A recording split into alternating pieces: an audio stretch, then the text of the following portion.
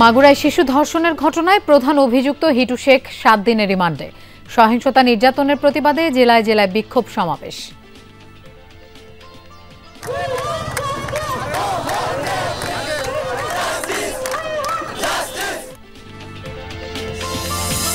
জামালপুরে ধর্ষণ মামলায় আসামির বয়স কমানো নিয়ে আইনজীবীদের সাথে ছাত্র জনতার বাকবিতণ্ডা। ধাওয়া পাল্টা ধাওয়া, মারধরে উত্তেজনা। নেত্রকোনায় স্থানীয়দের ধাওয়ায় ধনু নদে নিখোঁজ জলমহাল লুট করতে আসা 3 জনের মরদেহ উদ্ধার। 2 জনের খোঁজ মেলেনি এখনো। মাগুরায় ধর্ষণের শিকার শিশুটি আজ প্রথমবারের মতো চোখের পাতা নাড়িয়েছে। তার স্বাস্থ্যের দ্রুত উন্নতির বিষয়ে আশাবাদী চিকিৎসকরা।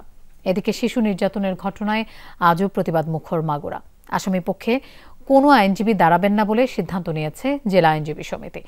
এদিকে ধর্ষণের ঘটনায় মূল অভিযুক্ত হিটু শেখের 7 দিন রিমান্ড মঞ্জুর করেছেন আদালত। বাকি 3 আসামিকে দেওয়া হয়েছে 5 দিনের পুলিশি হেফাজত।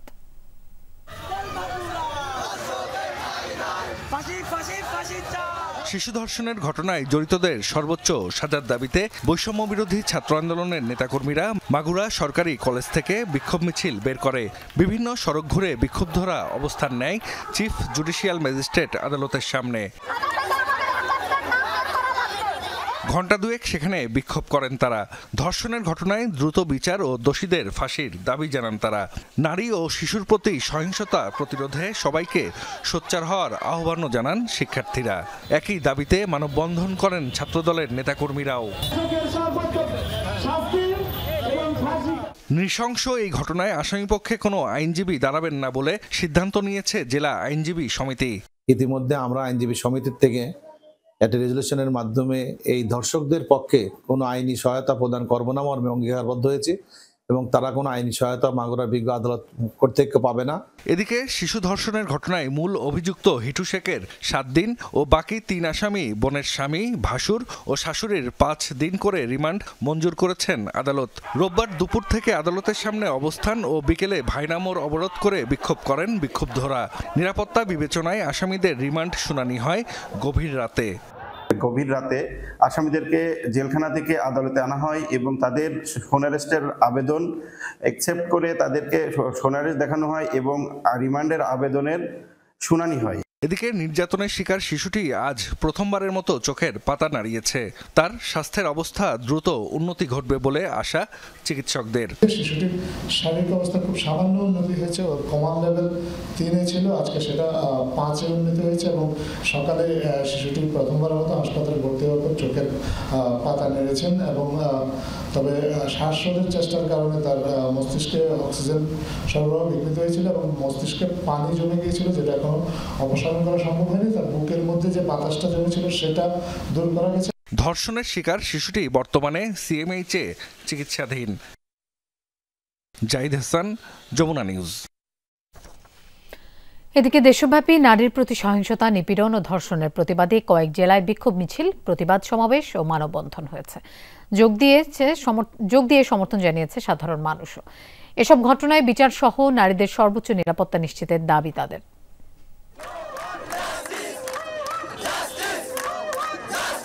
ঢাকা রাজশাহী মহাসড়ক, খণ্ড খণ্ড মিছিল নিয়ে মহাসড়কের নির্ধারিত পয়েন্টে জড়ো হয় রাজশাহী বিশ্ববিদ্যালয়ের শিক্ষার্থীরা। প্রধান দাবি আইন পরিবর্তনের মাধ্যমে ধর্ষণের সর্বোচ্চ শাস্তি, মৃত্যুদণ্ড কার্যকর। দেশের আইন শৃঙ্খলা পরিস্থিতি নিয়েও উদ্বেগ প্রকাশ করেন ছাত্রছাত্রীরা। দ্রুত সময়ের মধ্যে পরিস্থিতি নিয়ন্ত্রণ করতে সংশ্লিষ্টদের প্রতি আহ্বান জানান তারা। আমরা এই সরকারের কাছে অনুরোধ জানাচ্ছি, এমন একটা আইন করা হোক যাতে দর্শকরা আর সাহস না পায় আপনার দর্শন করার জন্য আর কি। ধর্ষণ মামলার যে কেস চলতেছে, আমরা চাই প্রত্যেকটা আসামি যেন চূড়ান্ত শাস্তি পায়। কুমিল্লা সরকারি ভিক্টোরিয়া কলেজের শিক্ষার্থীরা অবস্থান নেয় ঢাকা চট্টগ্রাম মহাসড়কের কোটবাড়ি এলাকায়। সোহাগী জাহান তনু সহ সকল ধর্ষণকাণ্ডের বিচার এবং ট্রাইব্যুনাল গঠন সহ 3 দফা দাবি জানান বিক্ষুব্ধরা। এমন একটা শাস্তি হোক যে শাস্তির মাধ্যমে পরবর্তীতে বাংলাদেশে এরকম আর জঘন্যতম কোনো অপরাধ না হয়। প্রশাসন আমাদের ঘুরাবে, আমরা বসে বসে রাস্তায় জাস্টিস চাইতে বারবার আসবো, আবার বাসায় চলে যাব, এটা আমরা আর চাচ্ছি না। নাটোরে বিক্ষোভ মিছিল ও সমাবেশ করেছে বৈষম্য বিরোধী ছাত্র আন্দোলনের নেতৃবৃন্দরা। 90 দিনের মধ্যে কার্যকর বিচার সম্পন্নের দাবি সহ আইন শৃঙ্খলা বাহিনীর কঠোর হস্তক্ষেপ কামনা করেন শিক্ষার্থীরা। একটা মানুষের শরীরের কোন একটা অঙ্গ প্রত্যঙ্গ কাটলে যে মানুষটা ছটফট করে, ঠিক সেই ছটফটটা নিয়ে আমরা আজকে এখানে এসেছি। আমরা চাচ্ছি যে যত দ্রুত সম্ভব আসিয়ার ধর্ষণের বিচার হোক। দেশব্যাপী ধর্ষণ বিরোধী কর্মসূচিতে একাত্মতা জানায় রংপুর মহিলা পরিষদ। এছাড়া নারীদের প্রতি সহিংসতা, নিপীড়ন, ধর্ষণ বন্ধে সাতক্ষীরা, নওগাঁ, রাজবাড়ী সহ আরও কয়েকটি জেলায় সমাবেশ ও প্রতিবাদ কর্মসূচি পালিত হয়েছে।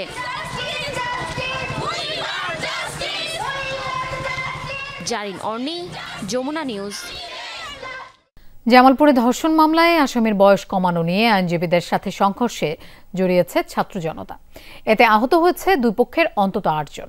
দুপুরে জেলা আদালত চত্বরে আইনজীবী সমিতির সামনে এই ঘটনা ঘটে। জামালপুর জেলা আদালত চত্বরে হঠাৎই উত্তেজনা। এক পর্যায়ে সংঘর্ষে জড়ায় দুপক্ষ। আতঙ্ক ছড়িয়ে পড়ে পুরো এলাকায়।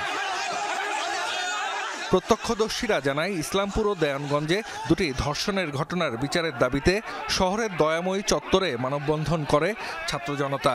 পরে ধর্ষণ মামলার আসামিপক্ষের আইনজীবীদের সাথে তারা কথা বলতে যান। এ সময় অভিযুক্ত এক আসামির বয়স কম দেখানোর বিষয়ে আইনজীবীদের সাথে ছাত্র জনতার বাকবিতণ্ডা হয়। এক পর্যায়ে শুরু হয় ধাওয়া পাল্টা ধাওয়া ও মারধর। দেয়ানগঞ্জের একজন দর্শকের বয়স 30 বছর থেকে 16 বছর করা হয়। এই প্রতিবাদে আমাদের সাধারণ শিক্ষার্থীরা কোর্টে গিয়েছিল এবং কোর্টে আইনজীবী সমিতির সবার সাথে কথা বলার জন্য আইনজীবী সমিতির সবাইকে তাদেরকে ভালোভাবে ডেকে নিয়ে ভিতরে নিয়ে তাদের উপর অনাকাঙ্ক্ষিত আক্রমণ করে, সেক্ষেত্রে আমাদের বেশ কিছু সহযোদ্ধা আহত হয়েছে। আমাদের আইনজীবীরা তাদের সাথে কথা বলার চেষ্টা করেছে, শান্তিপূর্ণভাবে এটি সমাধানের দিকে নিয়ে যাওয়ার চেষ্টা করেছে। দুর্ভাগ্যজনকভাবে এখানে বিচ্ছিন্ন ঘটনা ঘটেছে, আইনজীবীদেরকে লাঞ্ছিত করা হয়েছে এবং এখানে উত্তেজনাকর পরিস্থিতি তৈরি হয়েছে। পরে পুলিশ পরিস্থিতি নিয়ন্ত্রণে আনে। অভিযোগ পেলে আইনগত ব্যবস্থা নেওয়া হবে বলে জানিয়েছেন পুলিশ কর্মকর্তারা। আইনজীবীদের সাথে ছাত্রদের একটা বিষয় নিয়ে একটু ঝামেলা হয়েছে। ঝামেলার বিস্তৃত কতটুকু সেটা আমরা আরো পর্যালোচনা করে বলা যাবে, তবে একটা ঝামেলা হয়েছে, এটা প্রেক্ষিতে আজকে বাকি ব্যবস্থাগুলো হয়েছে। এ ঘটনায় আহত হয়েছেন 8 জন। চিকিৎসার জন্য তাদের নেওয়া হয় হাসপাতালে। জাহিদ হাসান, যমুনা নিউজ। এদিকে ধর্ষকের পক্ষে আদালতে আইনজীবী না দাঁড়ানো সহ 7 দফা দাবিতে ধর্ষণ বিরোধী মানববন্ধন হয়েছে মুন্সিগঞ্জে। বেলা 11টার দিকে আদালত প্রাঙ্গণে ছাত্র জনতার উদ্যোগে মানববন্ধন হয়। বক্তারা জানান, নারী নিপীড়নের ঘটনায় অনেক আসামি আইনের ফাঁকফোকর দিয়ে পার পেয়ে যায়। 7 দফা দাবি তুলে ধরে অভিযুক্তদের পক্ষে কোনো আইনজীবীকে না দাঁড়ানোর আহ্বান জানান তারা। এছাড়া ধর্ষণের সাথে জড়িতদের সর্বোচ্চ শাস্তির দাবিও জানান অংশগ্রহণকারীরা। শিশু থেকে বৃদ্ধ, বৃদ্ধ থেকে পাগল, পাগল থেকে যুবক, শান্তি পাচ্ছে না, একটা ধর্ষকেরও বিচার হচ্ছে না। আমাদের শুধু একটাই দাবি, আপাতত ধর্ষকের প্রকাশ্যে ফাঁসি চাই। বিকৃত মস্তিষ্কের যে নরবিচাররা আছে তাদের তৎপরতা এবং তাদের বেবিচার যে হারে বেড়েছে, সেই ক্ষেত্রে আমাদের বোনেরা এখন ঘর থেকে বেরোতেও ভয় পায়। নেত্রকোনায় জলমহাল লুট করতে গিয়ে স্থানীয়দের ধাওয়ায় ধনু নদে নিখোঁজ 5 জনের মধ্যে 3 জনের মরদেহ উদ্ধার করেছে ফায়ার সার্ভিস। দুপুরে খালিয়াজুড়ি উপজেলার ধনু নদ থেকে মরদেহগুলো উদ্ধার করা হয়। পুলিশ জানায়, মরদেহ ভেসে উঠলে ঘটনাস্থলে পৌঁছে ফায়ার সার্ভিসের সদস্যরা। এর আগে গেল শনিবার জলমহাল লুট করতে গিয়ে স্থানীয়দের সাথে সংঘর্ষে জড়ায় মৎস্য শিকারীরা। এতে আহত হয় অন্তত 50 জন। ধনু নদ পার হতে গিয়ে নিখোঁজ হয় 5 জন। মরদেহ উদ্ধারের পর থেকে ওই এলাকায় থমথমে পরিস্থিতি বিরাজ করছে।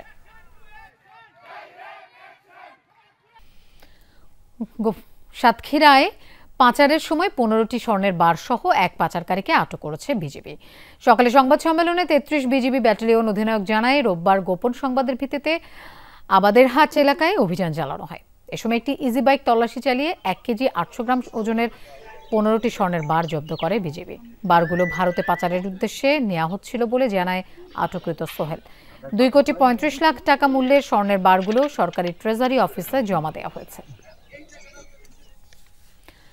তিস্তার সমন্বিত ব্যবস্থাপনা ও পুনরুদ্ধার শীর্ষক প্রস্তাবিত প্রকল্পে অংশীজনদের নিয়ে মতবিনিময় সভা হয়েছে রংপুরে। কাউনিয়ার গণশুনানিতে তিস্তা অববাহিকার 5 জেলার সাথে মতবিনিময় সভার ঘোষণা দিয়েছিলেন পানি সম্পদ উপদেষ্টা। এরই অংশ হিসেবে আয়োজিত সভায় প্রকল্পের উপর ডকুমেন্টারি উপস্থাপন করেন পাওয়ার চায়নার কনসালটেন্ট প্রকৌশলী মকবুল হোসেন। আয়োজকরা জানায়, অংশীজনদের পরামর্শ পানি সম্পদ উপদেষ্টার কাছে উপস্থাপনের পর তিস্তা প্রকল্প বাস্তবায়নের চূড়ান্ত রূপরেখা তৈরি করা হবে। আগামী 3 দিন লালমনিরহাট, কুড়িগ্রাম ও নীলফামারীতেও অনুষ্ঠিত হবে এই সভা। গোপালগঞ্জের কাশিয়ানীতে একের পর এক চুরি হচ্ছে পল্লী বিদ্যুতের ট্রান্সফরমার। বিশেষ করে খোয়া যাচ্ছে সেচ কাজে ব্যবহৃত ট্রান্সফরমারগুলো। গেল 5 মাসে অন্তত 23টি যন্ত্র চুরির ঘটনা ঘটলেও ধরা ছোঁয়ার বাইরেই থেকে যাচ্ছে চোররা। ফলে কিছুতেই ভোগান্তি কমছে না গ্রাহকদের। মাঠে বোরো ধান, সেই ফসল সেচের ভরা মৌসুম চলছে। তবে সোনালী আবাদের স্বপ্নে বিভোর হওয়ার বদলে কৃষকের কপালে দুশ্চিন্তার ভাঁজ। তাদের অভিযোগ, গোপালগঞ্জের কাশিয়ানীতে একের পর এক চুরি হচ্ছে সেচ কাজে ব্যবহৃত ট্রান্সফরমার। গেল 5 মাসেই উপজেলার বিভিন্ন স্থানে খুলে নেওয়া হয়েছে বিদ্যুৎ সঞ্চালনের 23টি যন্ত্র। বাদ যাচ্ছে না মূল সড়কের ট্রান্সফরমারও। সকালবেলা দেখলাম যে আমাদের ট্রান্সমিটার নিয়ে গেল, তাদের জানালাম 4-5 দিন কারেন্ট নাই। আমাদেরকে যেসব সেচ কার্যক্রম আছে সেচ কার্যক্রমগুলো টোটালি বন্ধ থাকে, যার ফলে কৃষি উৎপাদন সহ উৎপাদনের বিভিন্ন ব্যাঘাত ঘটতেছে। পল্লী বিদ্যুৎ সমিতির নিয়মানুযায়ী প্রথম দফা ট্রান্সফরমার চুরি হলে নতুন ট্রান্সফরমারের জন্য গ্রাহককে অর্ধেক মূল্য দিতে হয়, আর দ্বিতীয় দফায় চুরি হলে দিতে হয় সম্পূর্ণ টাকা। ভুক্তভোগীরা বলছে, প্রতিবার এই টাকা পরিশোধ তাদের জন্য কষ্টসাধ্য। এটি সাধারণ চোরের কাজ নয় বলে বিশ্বাস তাদের। এইটা তো সাধারণ জনগণ আসলে চুরি করা সম্ভব না। ঠিক আছে, অনেকে কিন্তু একটা বাল্ব লাগাইতে পারে না, সকেটটা লাগাইতে পারে না। সাধারণ মানুষের পক্ষে ট্রান্সমিটার নেওয়া সম্ভব না। যেহেতু আমরা ঘরে যদি কোনো কিছুতে কাজ করতে যাই, তাও নিজেদের কাছে ছোব লাগে। চুরি ঠেকাতে কার্যকর পদক্ষেপ নেওয়ার কথা যাদের, কি করছে সেই পল্লী বিদ্যুৎ? তার জন্য আমরা স্থাপন করেছি যে লোকের ব্যবহারের জন্য উনি যদি এটা একটু ব্যবস্থা করে। আর তাছাড়া ধরেন আইন শৃঙ্খলা দেশের তো এমনি একটু কিছু দুষ্কৃতিকারীরা একটু সুযোগ নিচ্ছে। প্রতিটি চুরির পর মামলা হয়, তবে ধরা পড়ে না চোর। হুমায়ুন রশিদ, যমুনা নিউজ।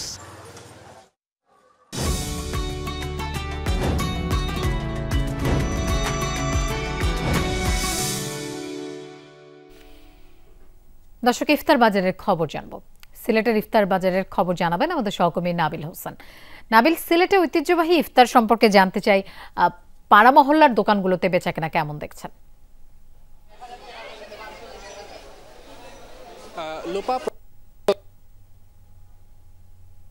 থেকে শুরু করে রেস্টুরেন্টে সর্বত্র আমরা আসলে এই যে আর্থিক জনপ্রিয়তা, কৃষি জনপ্রিয়তা বা বেচাকেনা সেটি দেখতে পাচ্ছি। আমরা এই মুহূর্তে আছি নগরীর জিন্দাবাজার এলাকায়।